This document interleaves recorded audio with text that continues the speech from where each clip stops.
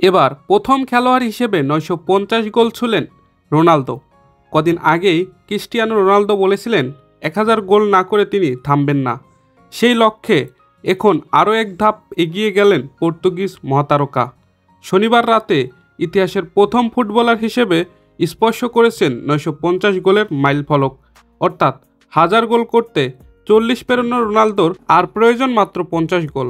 রোনালদোর মাইলফলক ছোঁয়ার রাতে সৌদি প্রো লিগের ম্যাচে আল হাজমের বিপক্ষে 2-0 গোলে জিতেছে আল নাসর।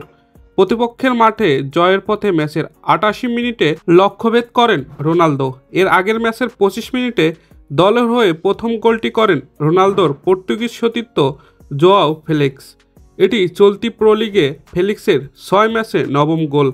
দারুণ ছন্দে থাকা রোনালদো এই মৌসুমে 8 ম্যাচে করেছেন 7 গোল। আর 2025 সালে রোনালদো সব মিলিয়ে গোল করেছেন 38 ম্যাচে 34টি।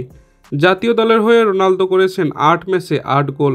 সব মিলিয়ে 2026 বিশ্বকাপ ও 1000 গোলের মাইলফলক সামনে রেখে দুর্দান্ত এক বছরই পার করছেন রোনালদো। দর্শক, খেলাবাজের ভিডিও এ পর্যন্তই। ভিডিওটি ভালো লেগে থাকলে লাইক করুন আর নিয়মিত খেলার আপডেট ভিডিও পেতে আমাদের সাথেই থাকুন।